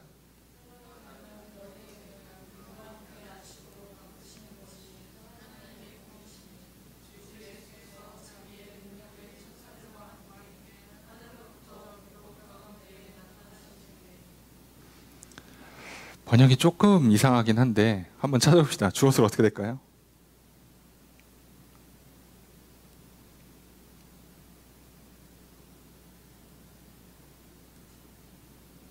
그럼 우리가 그냥 중고등학생이 됐다고 생각을 해보고 6절, 7절이 지금 이어져 있는 건 아시겠죠? 그죠? 이렇게 갚고 이렇게 갚는다는 얘기잖아요. 그러면 주어가 뭘 것 같습니까? 하나님이에요. 원문도 그렇게 돼 있습니다. 주어 하나님입니다. 서술어 뭘 것 같습니까? 서술어도 갚으신다요. 똑같습니다. 갚으신다요. 하나님이 갚으신다요. 자, 앞에 너희들한테 환난을 준 사람은 내가 환난 줘서 갚을 거야. 그리고 환난을 받는 너희한테는 뭘로 갚는데요? 안식으로 갚는다. 이렇게 갚아주겠대요. 이게 문장입니다. 그것이 하나님의 공의신이라고 되어 있는데요. 자, 그것이 하나님의 공의라고 되어 있는 건 뭐 없는 문장이에요. 의역한 겁니다. 덧붙인 거예요. 없어요. 이게 어디서 해석이 되는지 모르겠어요. 없어요. 이런 단어가 아예 없는데, 자, 요게 7절에 붙는 게 아니라 6절에 붙었어요. 6절에 뭐라고 붙어 있냐면 하나님이 공의와 함께 있는 분이기 때문에, 하나님 옆에 공의가 있기 때문에예요. 자, 직역을 하면, 거칠게 직역하면 하나님 옆에 공의가 있기 때문에 하나님은 갚으신다, 하나님은 갚으신다예요. 자, 근데 이거는 굉장히 한국식으로 약간 유교 스타일로 번역을 했죠. 예, 이렇게 번역한 겁니다. 아니에요. 하나님이 갚으신다, 하나님이 갚으신다. 왜? 하나님 옆에 공의가 있기 때문에예요. 뒤에 건 그냥 잊으셔도 되고요. 그리고 언제 하시냐? 그때가 언제냐? 주 예수께서 천사들과 함께 하늘로부터 불꽃 가운데 나타나실 때, 재림하실 때. 진짜는 재림하실 때 온다는 거예요. 이 땅에서는 안 보일 수도 있어요. 갚아주는 게. 그건 신경 쓰지 말라는 거예요. 하나님 옆에 공의가 있으니까 신경 쓰지 말라는 겁니다. 자, 8절 읽습니다. 시작.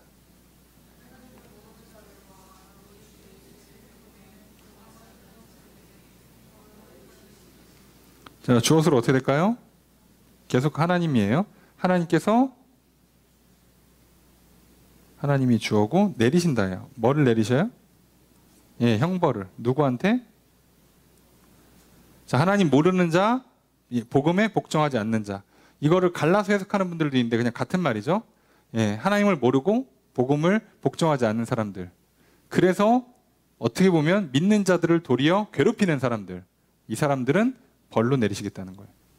그게 하나님의 공의란 얘기입니다. 하나님의 공의.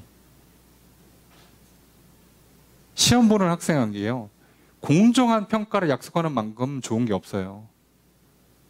생각해보세요. 누가 인맥으로 뚫고 가고, 예, 누가 뇌물 주고 뚫고 가고, 누가 편법으로 뚫고 가는 시험 보는 사람은 얼마나 힘들겠어. 나는 그런 힘도 없고 돈도 없는데. 근데 제대로 노력해서 공부하는 학생에게 제일 좋은 건요, 정확한, 정말 공정한 평가를 내려주는 거예요. 내가 공부한 것만큼, 내 실력만큼 정확히 나오고, 그리고 내가 실력이 충분했다면 무조건 합격이 돼야죠.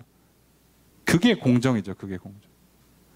내 편, 내 아는 사람들 유리하게 막 기준을 바꿔주고 하는 게 공정이 아니고, 하나님은 그렇게 하시겠다는 거예요.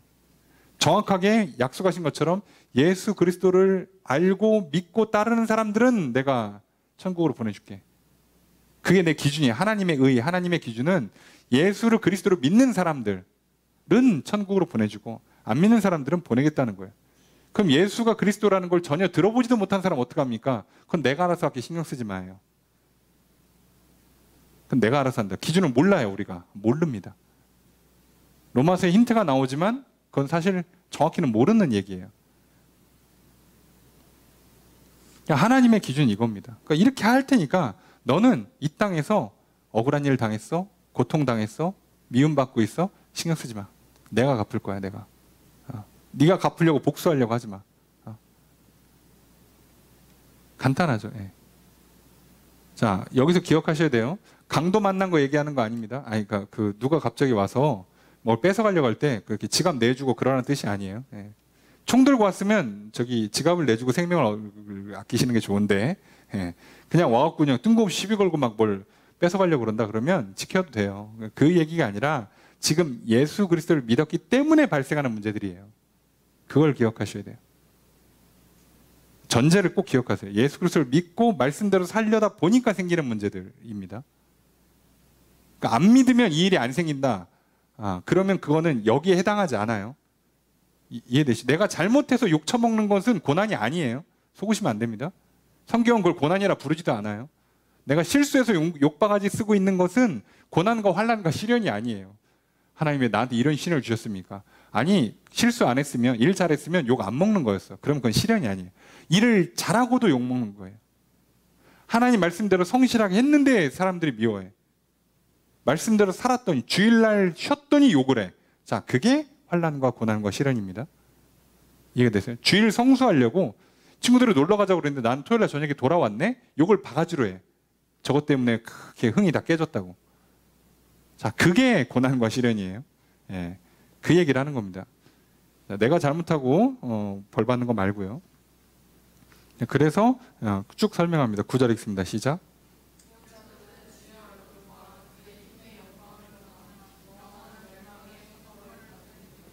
주어서로 어떻게 될까요?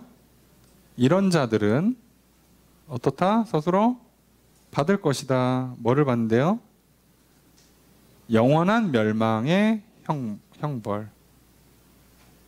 영원한 멸망이라는 뜻이 뭐냐면 기본적으로 우리의 영혼은 소멸되지 않는 것으로 나와요. 그러니까 악인들의 경우 그 영혼이 어떻게 된다고요? 소멸되지 않고 영원히 고통을 당하는 겁니다. 영원히.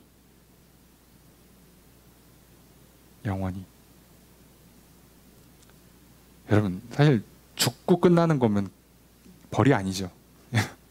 그죠? 생각해 보세요. 내가 죄를 졌는데 하나님께서 넌 악하구만, 죽어. 그래서 죽이면 그게 무슨 벌이에요? 난 여기서 죄 짓고 다 졌는데. 자, 하나님은 기본적으로 속성상 우리의 영혼은 사라지지 않습니다. 소멸하지 않아요. 그 힌트가 하나님의 영이 소멸하지 않는 데 있어요. 단지 하나님은 스스로 존재하시는 분이고 우리는 하나님에 의해서 창조가 되는데 속성상 영은 사라지질 않아요. 그래서 고통만 계속되는 겁니다. 그걸 어떻게 합니까? 알 방법은 없어요. 시작을 우리가 못 봤기 때문에. 근데 눈치는 하나 채셔야 돼요. 눈치는 채셔야 되는 게 인간이 영혼을 갖고 있기 때문에 갖고 있는 특성 중에 하나가 사고라고 그러죠. 생각하는 기능. 예. 생각하는 기능. 우리는 생각을 어떻게 시작하는지를 몰라요. 그걸 못 찾는다고. 생각을 어떻게 시작했는가를 못 찾는다고. 이게 무슨 뜻인지 아시겠습니까? 그러니까 기억 조작을 못 해요. 뇌파를 읽어서 기억을 못 읽어내요. 내가 생각하고 있으면 기억하고 있으면 여기가 활성화된다. 이런 건 찾는데 거기 전기를 딱 넣어갖고 데이터를 무슨 컴퓨터처럼 데이터를 못 읽어낸다고. 시작을 몰라요. 그리고 끝도 몰라요. 그래서 그걸 몰라요. 아이가 몇 살부터 생각을 시작하는가를 못 찾아내요. 찾아낼 방법이 없습니다. 예, 몰라요. 우린 이거 모르고 있습니다. 더 놀라운 건 지구 밖에 생각을 하는 존재를 못 찾고 있어요. 지금까지도. 당연히 못 찾을 겁니다. 왜냐하면 이 생각의 기능이 영의 속성이란 말이에요. 지의정이 영의 속성인데 자유가 영혼의 속성인데 그거 하나님이 넣어주시는 거란 말이에요. 그건 우리로부터 기인하질 않아요. 그러니까 우리의 영혼과 이 자유로운 속성을요 갖고 있는 다른 피조물을 찾을 수가 없어요. 그래서 이것 때문에 우리 아무리 노력을 해도요 우리가 인간의 뇌에 대해서 더 이상 진전을 못하는 게 여기 한계에 부딪힙니다. 미지의 세계라고 우주를 탐험하는 것 같다라고 평가를 해요. 의사들이 못 찾겠다는 얘기죠. 못해요. 그냥 일부 부위만 확인해요. 여기가 여기다. 그래서 얘를 그냥 띄는 것밖에 못합니다. 더 놀라운 건 그래서 갖고 있는 특성. 만약에 사고가 어디서 기인한다는 걸 알면 이 사람의 생각을 바꿀 수 있도록 외부에서 자극을 넣어줄 수가 있단 말이에요. 그래서 우리가 좀 사람 좀 돼보라고 철 들어보라고 교화를 좀 시켜보겠다고 행동요법 쓰는 거 아시죠? 예. 행동을 환경을 바꿔주고 정보를 넣어줘. 지식을 넣어줘. 이게 좋은 거야 라고 가르쳐줘. 안 돼요. 왜요? 자유롭거든. 받아들이고 안 받아들이고는 내가 정합니다. 더 놀라운 건 뭔지 아시죠? 내가 그걸 왜 받아들이는지 내가 이해가 안 되죠. 왜요? 내 생각 너머에 이 생각을 주관하는 실체가 있잖아요. 우린 그걸 영이라 부르는데 기독교만 이걸 주구장창 주장하는데 증명을 할 방법이 없어요. 미치겠죠. 예. 근데 그거 말고는 설명이 안 돼요. 아니 내가 생각은 하고 있어. 인지는 한단 말이에요. 뇌에서 머리에 돌아간 게 기억은 하고 기록을 남길 수는 있는데 얘가 왜 이런 생각을 하는지를 내가 모르잖아요. 가끔은 내가 이해가 안 되지. 왜 이런 생각을 했을까 내가. 누구지 나는? 그죠? 뒤에 뭐가 있죠? 가끔 무슨 생각이 불뚝 들죠? 양심 찔리는 현상을 설명할 수 있는 방법이 있을까요? 없어요. 왜 갑자기 이렇게 콕 찔리지? 내가 잘하고 있다가 갑자기 이게 하면 안 된다는 거 어떻게 인식한 거죠? 근데 왜 가슴이 아파요? 그 번뜩이는 아이들은 갑자기 어디서 나온 거예요? 자, 그래서 우리가 모르는 거예요. 영원한 속성을 기억하셔야 돼요. 자, 그리고 그 영혼의 가장 중요한 속성, 하나님을 믿고 그 하나님을 사랑하기 때문에 이제 내 뇌가 거기에 맞춰서 돌아가는 하나님 말씀이 맞구나. 하나님 좋다. 하나님 따라가야겠다. 그렇게 해서 내가 돌아가면 이때부터 사람마다 독특하게 돌아가요. 누구는 나가서 뛰어놀고 누구는 막 찬양을 부르고 누구는 막 성경을 읽고 누구는 교회에서 막 일을 하고 막 이게 구현되는 방식이 달라요. 여기에서 사람의 고유의 특성이 나오는 거예요.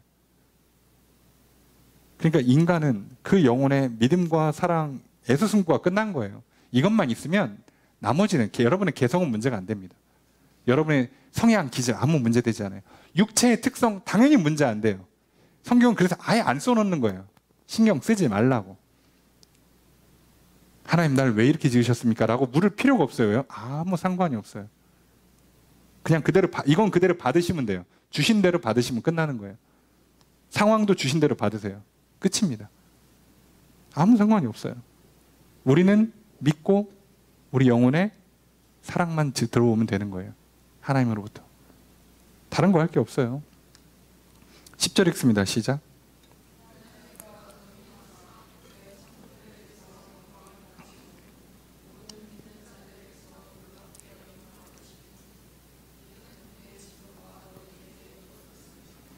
자, 주어서 어떻게 될까요?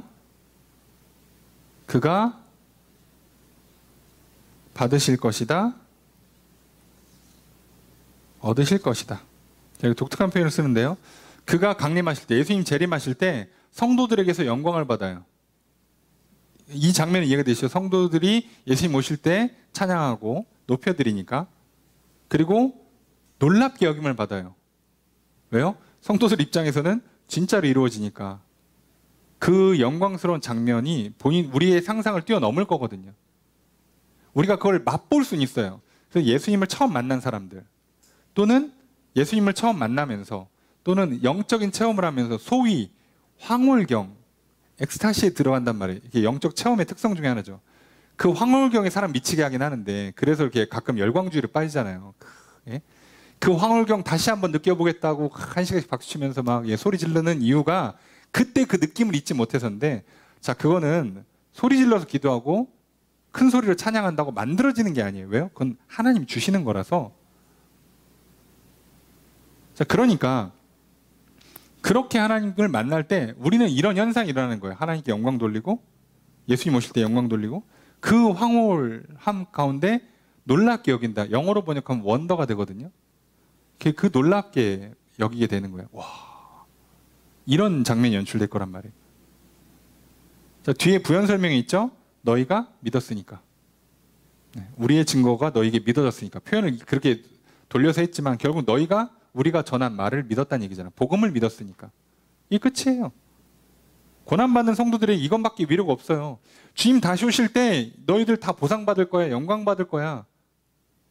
너희들 괴롭힌 사람들을 갚아주실 거야. 그리고 그거 신경 쓰지만 원래 그런 거야. 그리고 그걸 통해서 오히려 우리는 우리 영혼의 믿음과 사랑을 증명해서, 시험 보듯이 증명해서 하나님한테 당당하게 딱 보여주면 오히려 되는 거야. 그러니까 너희들은 뭐만 신경 쓰라고요? 고난을 피하니, 고난의 강도가 어떻네, 이번 고난이 좋으네 나쁘네 이런 거 신경 쓰지 말고 너희들은 뭐만? 영혼의 믿음과 사랑만 신경 쓰라는 얘기예요. 그래서 기도하는 걸 보면 정확하게 나옵니다. 11절 첫 번째 문장 있습니다. 시작. 주어서 어떻게 될까요? 우리도 기도한다. 자, 이제 너희를 위해 기도하는데 기도 제목이 나오겠죠? 총 4가지입니다. 11절 두 번째 문장 있습니다. 시작. 자, 첫 번째 내용은 하나님이 여겨주십시오라고 기도하는 거예요. 그렇게 생각해달라고. 뭐라고? 너희를 부르심에 합당한. 부르셨어요. 하나님의 자녀로. 하나님의 자녀로 불렀는데 그거에 합당하다고 생각 좀 해달라는 거예요. 얘는 내 자녀가 맞구나. 얘는 자녀 삼기를 잘했구나라고 생각해 주세요라고 기도하는 거예요. 그거는 표현이 이런 거고요. 실제로는 무슨 의미냐면 하나님 부르셨으니까 책임져 주세요. 지켜주세요라고 기도하는 거예요. 이게 말이 좀 어려워서 그렇지 그 얘기입니다. 하나님이 부르셨으니까 하나님이 좀 끝까지 책임져 주세요. 그래서 얘는 내가 자녀로 부르길 잘했어. 잘 따라왔어. 믿음은 잘 지켰어. 훌륭해. 이렇게 하나님이 그렇게 나중에 생각하시려면 하나님이 하셔야 돼요. 우리가 하는 게 아닙니다. 그래서 우리의 기도의 목적은 뭐라고요? 1차적으로는 뭐를 하는 거예요? 우리는 하나님께 기도하잖아요. 하나님이 들으시고 하나님이 일하시는 거예요. 우리의 기도의 1번은 하나님이 일하시게 만드는 거거든. 근데 그 내용은 뭐라고요? 하나님이 우리를 끝까지 책임져 달라고. 그렇게 기도하는 거고요. 실제로 그래서 뭘 해달라고 하는 거냐? 이게 제일 중요한 내용은 뒤에 나오죠. 11절 세 번째 문장 있습니다. 시작.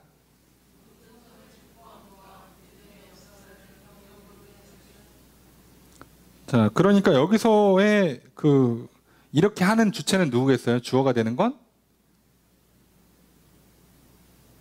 자, 하나님이 하시는 건데 이거 누구한테 하는 거예요?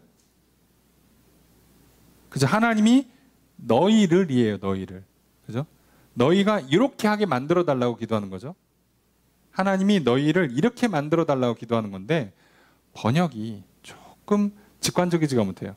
모든 선을 기뻐함과, 그러니까 모든 선을 기뻐함으로 이루게 해주세요. 하나님 성도들이 모든 선을 기뻐함으로 이루게 해주세요. 자, 이러면 여러분 이해가 잘 안 되시죠? 이게 무슨 말인가 싶죠? 자, 그래서 이거를 조금 더 여러분 알아듣기 쉽게 얘기하면 내용이 뭐냐면 하나님께서 너희에게 기쁨을 주셔서 선을 행하게 만들어주세요라는 뜻이에요. 그 핵심은 기쁨을 달라는 거예요. 너희 안에 기쁨을 넣어달라고. 근데 이 기쁨, 사랑에 붙어서, 구원에 붙어서 나오는 거거든요. 자, 무슨 얘기냐? 자, 기쁨이 언제 오냐면, 우리 영혼의 기쁨이 언제 오냐면, 성령님이 옆에 딱 와가지고, 옆에서 우리 영혼에다가 증언을 해주세요. 누구누구야? 하나님이 너 사랑하셔. 저를 사랑하신다고? 누구누구야? 하나님이 너 그 죄 용서하신대. 덮어주신대. 잊어주신대. 회복시켜주신대. 그리고 너 도와주신대. 복 주신대. 그래서 그 하나님의 성령의 증언을 들으면 그 안에 기쁨이 나요. 자, 여러분들, 우리가 세상의 종교들은요, 반대로 해요. 무슨 얘기냐면 돌을 닦아서 기쁨을 얻으려고 그래요. 무슨 뜻인지 아십니까? 돌을 닦아서 선을 열심히 해가지고 기쁨을 얻으려고, 보람을 얻으려고 한다고. 이게 세상 종교 방식인데요. 하나님은 정반대로 해요. 우리 영혼에다 기쁨을 넣어요. 그럼 내가 기뻐서 하는 거예요. 기뻐서. 세상은요, 거룩하게 살면 기쁨이 올 거라 가르쳐 주거든요. 착하게 살아. 그래야 행복하지. 자, 이게 세상 방식이에요. 다른 종교들은 다 이렇게 가르칩니다. 그런데 하나님 우리한테 뭐라고 말씀하시냐? 내가 너희에게 기쁨과 평안을 줄게. 그럼 너희들은 착하게 살게 될 거야. 그래서 뭐란 얘기예요? 죄 용서받고 나랑 다시 좀 만나. 내가 너에게 기쁨과 평안을 줄게. 그래야 니들이 거룩하게 살지. 반대로 하시는 거예요. 반대로. 도 닦아보신 분들 알아요. 죽으라고 노력해보신 분들. 어느 순간 현타 옵니다. 현타. 내가 지금 뭐 하는 짓인가. 기쁨이 안 와요. 지쳐요. 지쳐. 반대로 하면 지쳐요. 아까도 얘기했잖아요. 어떻게 고난을 향해서 뛰어갈 수 있을까요? 우리가 어려운 거 뻔히 아는데, 저 길 가면 고생할 거 뻔히 아는데 이 사람이 어떻게 그걸 가냐고. 미치지 않고서 그걸 왜 가요? 이 사람은 뭔가 있어야 간단 말이에요. 확실한 뭐가. 이거 뚫으면 된다. 자, 우리가 이 땅에 살면서 선을 행한단 말이에요. 선을 행하는 게 말이 좋아서 그렇지 나는 거의 희생이란 말이에요. 손해보는 거라고. 내 입장에서는 무조건 손해예요. 이거 어떻게 기쁨을 할 수 있죠? 아, 이거 하고 나면 사람들이 나한테 박수 쳐주고 칭찬해 줄 테니까, 박수 쳐주고 칭찬받으면 기분이 좋으니까, 아, 그러면 내가 희생 좀 하다가 사람들이 인정해 주면 그때 기쁨이 생기겠지? 그러면 생각해 보세요. 내가 착한 일을 열심히 했는데 사람들이 인정 안 해주고 칭찬 안 해주면 기쁨이 안 오잖아. 그러면 세상에서는 그래서요, 기쁨이 안 와요. 그렇게 하면 기쁨이 안 온다고. 하나님 반대로 하세요. 기뻐서 하게 하세요. 이걸 회복하라고 말씀하시는 거예요. 데살로니가 교회 성도들이 어떻게 그렇게 잘 버틸 수 있었을까? 어떻게 믿음이 계속 유지되고 사랑이 풍성할 수 있었을까요? 기쁘니까. 예수 그리스도를 만나서 구원받고 나니까 기쁘니까. 날마다 하나님께서 막 나한테 사랑한다 말씀하시고 평안이 막 들어오니까 기쁘니까. 아침에 눈 뜨니까 기쁜 거예요.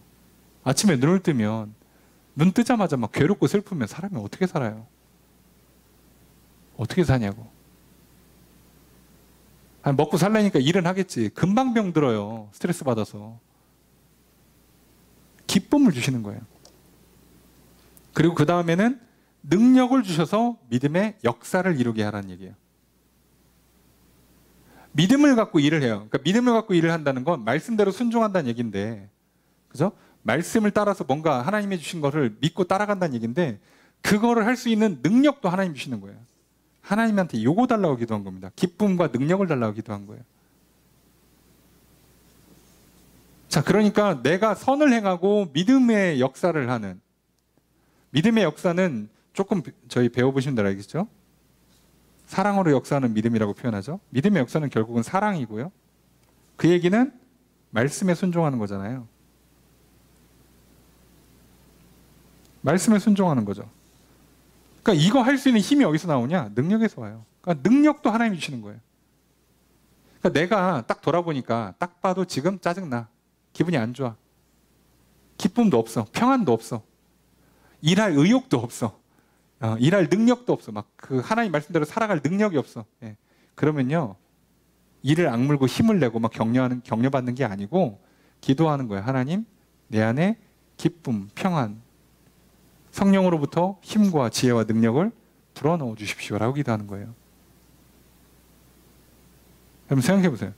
내가 지금 아침에 일을 하려고, 그러니까 일을 하려고 딱 움직이려고 봤더니 몸에 힘이 하나도 없어. 몸에 혈관에 당이 하나도 없어요. 그렇게 배에다 저장해 놓은 그 당 저장분도 없어. 예? 막 백가죽은 등가죽에 붙고 막 예? 몸에 혈당이 하나도 없어요. 그럼 내가 뭘 해야 되냐고. 이를 악물니까 거기서? 이 악물고 일어나서 일하면 쓰러져 죽어 이 사람. 여러분 그래서 여러분 잘못 신앙생활하면 지쳐 쓰러져요. 성도들이. 그게 아니고 이때는 뭐 하는 거라고요? 당을 넣어야죠. 밥을 먹어야지. 자, 지금 내가 기쁨이 없다, 평안이 없다, 사랑이 식었다. 그러면 뭐 하는 거예요? 하나님으로부터 공급받아야지. 왜 갑자기 이를 악물어? 정신 차려야 돼. 아니야, 착하게 살아야지. 천국 가야지. 어? 그 목표를 확실히 하고 그렇게 의지를 다지고 두 주먹 불끈 쥐고 살아야지. 그래서 하면 죽어요. 그래서 종교가 이렇게 가면요. 어떤 현상이 일어나면 숨 막히는 느낌이 들어요.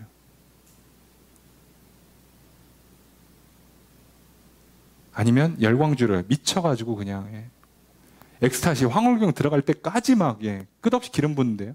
이거는 하다가 지치는 경우가 많고요. 성경은 단 한 번도 그렇게 얘기한 적 없어요. 우리의 힘으로 하는 게 아니라 하나님이 주신다고. 받으라고 제발. 밥을 먹어야 일을 할 거 아니냐고.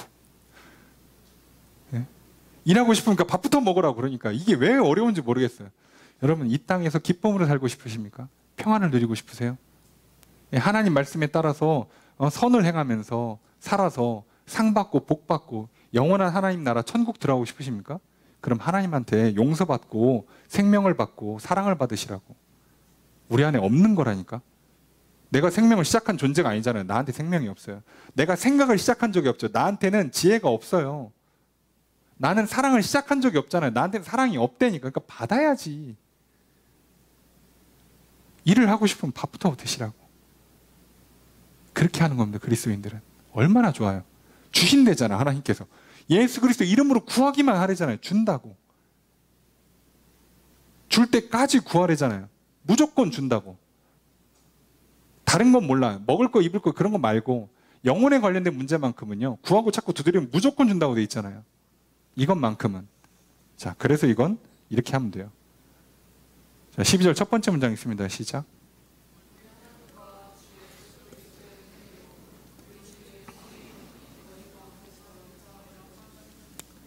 자, 주어로 어떻게 될까요? 그죠? 하나님이 하시는 건데, 자, 어떻게 해달라는 거예요? 예수의 이름이 영광 받게 해주세요예요. 그죠? 예수 이름이 영광을 받게 해달라는 거고, 그 다음에 12절 두 번째 문장 있습니다. 시작. 여기서는 너희도 영광을 받게 해주세요예요. 그러니까 예수님 재림하실 때 성도들로 말미암아 예수님도 영광 받고, 그리고 예수님으로 말미암아 성도들도 영광을 받는 거예요. 다 하나님 뜻이 이루어졌으니까. 자, 그렇게 되게 해달라는 거예요. 그렇게 되게 해달라고. 기도 제목이 총 4개가 나온 겁니다. 그 중에 우리 입장에서 제일 중요한 건 두 번째 기도 제목만 기억하시면 돼요. 하나님이 기쁨을, 능력을 회복시켜주는 것. 그래서 우리 안에 믿음과 사랑이 식지 않고 충만한 상태를 유지하는 것. 그러면 고난의 뜻을 알았으니 피할 수 없는 거였고 세상에서는 어쩔 수 없고 심지어 이건 우리한테는 또 어떤 의미에서는 시험과 훈련의 장이에요. 자, 그러니 뭐 한다고요? 믿음과 사랑만 충만한 사람은 고난을 향해서 기꺼이 가요. 그냥 고난을 받아요. 안 피합니다. 당연히 이기고요. 그렇게 사는 겁니다. 바울이 이걸 더 설명해 주고 싶었어요. 데살로니가 교회 성도들에게. 혹시 오해할까 봐. 오늘 우리도 마찬가지입니다. 이 세상에서 고난을 오해하지 마십시오. 자, 당연히 내가 잘못해서 혼나는 건 고난이 아니에요. 아니고요. 여러분, 내가 하나님 말씀대로 살았음에도 불구하고 억울한 일을 당하십니까? 이해할 수 없는 일이 닥쳐오십니까? 그때 절대로 분노하거나 낙심하지 마십시오. 우리 안에 하나님께서 우리 영혼에 기쁨을, 평안을, 사랑, 힘과 지혜와 능력을 넣어주셔서 믿음 잃지 않도록 도와주시고 사랑으로 충만하게 채워주신다면 우리는 그 믿음과 사랑 가지고 우리의 생각이 틀어지지 않고 우리의 의지가 꺾이지 않은 채로 그래서 결국은 고난을 인내할 것이요. 고난을 통과해서 좋은 점수를 얻을 것이요. 그리고 그 과정을 통해서 훈련도 받고 또 하나님의 인도하심을 따라갈 것이요. 자리에다 칭찬받고 상과 복을 받게 될 것입니다. 그 승리가 우리에게 위로가 됩니다. 그 승리의 영광이 참으로 우리에게 위로가 되는 거예요. 그러니 피하거나 패배하는 사람에겐 위로가 없습니다. 오늘 또 이 땅에 살아가는 동안에 많은 고난과 시련이 찾아올 거예요. 예수 믿었다는 이유로 말씀대로 살아보려다 보니까 뜻하지 않게 어려움을 당할 수 있을 겁니다. 낙심하지 마시고 오늘 말씀을 기억하십시오. 그리고 기도만 하십시오. 하나님, 내게 기쁨을, 평안을, 능력을 주십시오. 내게 믿음이 잃지 않도록, 사랑 식지 않도록 도와주십시오. 그리고 그것으로 말미암아 우리의 영혼이, 우리의 몸과 우리의 몸이 하나님의 뜻에 잘 따라감으로 말미암아 영원한 마지막 승리의 자리에 영광 받으신 저 여러분 되시기를, 그리고 하루를 살아가는 동안에도 승리가 있고 상과 복이 있는 저 여러분 되시기를 주의 이름으로 축복합니다. 말씀을 정해 보겠습니다. 바울은 데살로니가 교회에 편지를 써서 보냈습니다. 그러나 여전히 성도들을 향한 환난과 그리스도의 재림과 종말에 대한 오해와 거짓 가르침이 계속되었습니다. 바울은 대략 3개월 정도 시간이 지난 시점에 데살로니가 교회를 향해서 두 번째 편지를 써서 보냅니다. 데살로니가 후서 1장에서 바울은 환난을 당하는 성도들을 위로하고 격려합니다. 계속되는 환난과 핍박에도 불구하고 믿음이 자라고 사랑이 풍성한 성도들의 모습을 보고 바울은 하나님께 감사를 드립니다. 데살로니가 성도들은 환난과 핍박 중에 분노하고 폭력으로 대항하거나 낙심하고 절망하지 않았습니다. 하나님께서 허락하신 일로 믿고 받아들였기에 인내했습니다. 이렇게 인내하는 믿음을 보이는 성도들을 향해 바울은 칭찬하고 격려합니다. 오늘 우리도 이 세상에 살아가면서 부당하고 억울한 일을 당할 때 분노하거나 낙심하지 맙시다. 하나님의 허락하신 뜻이 있음을 믿고 하나님의 뜻을 분별하고 그 뜻대로 순종하는 믿음과 사랑을 지킵시다. 환난 중에 믿음이 약해지거나 사랑에 식지 않도록 힘써 기도합시다. 환난 중에 인내하도록 서로 위로하고 격려합시다. 두 번째로 바울은 환난당하는 성도들을 격려하고자 그 의미를 설명합니다. 성도는 악한 세상에서 필연적으로 환난을 당합니다. 예수 그리스도께서 분명히 언급하신 내용이기에 모든 성도는 환난을 피할 수 없습니다. 그러나 환난은 성도들이 영적으로 성장하게 해줍니다. 그리고 환난은 성도들의 믿음을 증명하는 표가 되어 하나님의 공의로운 심판대에 구원과 영생을 얻게 해줍니다. 그러므로 환난은 필연적입니다. 환난의 의미를 알고 이제 성도들은 환난을 피하려 하지 않으며 환난 중에 낙심하지도 않습니다. 도리어 환난을 받아들이고 환난 중에 도우심을 구하며 나아가 환난 중에 믿음의 역사를 일으키게 됩니다. 오늘 우리도 이 세상에서 환난을 만날 때 하나님을 향한 불신에 빠지지 맙시다. 환난을 피하려 하지도 맙시다. 환난 중에 도우시는 하나님을 믿읍시다. 환난을 통하여 믿음을 증명합시다. 환난 중에 하나님의 일하심을 경험하고 새 역사를 행합시다. 환난의 의미를 기억하며 환난 중에 힘과 용기를 잃지 맙시다. 세 번째로 바울은 환난당하는 성도들을 위해 중보기도를 합니다. 첫째로 하나님께서 성도들을 부르셨으니 하나님께서 그들을 하나님 나라에 합당하게 여겨달라고 기도합니다. 둘째로 하나님께서 성도들의 마음에 기쁨을 주셔서 선을 행하고 능력을 주셔서 믿음에서 비롯된 일을 행하게 하시기를 기도합니다. 셋째로 성도들 가운데 예수의 이름이 영광 받으시기를 기도합니다. 넷째로 성도들이 예수 안에서 영광 받게 되기를 기도합니다. 예수 그리스도의 재림을 소망하며 이 땅에서 때때로 마주하는 환난을 겪어야 하는 성도들을 위해 바울은 이같이 기도했습니다. 우리도 이렇게 기도합시다. 우리도 서로를 위해 중보기도를 합시다. 기도함으로 힘써 하나님의 은혜를 구합시다. 하나님의 은혜로 환난 중에 인내하며 더욱 믿음과 사랑에 충만하게 살아갑시다. 이렇게 살아가시는 저 여러분 되시기를 주의 이름으로 축복합니다.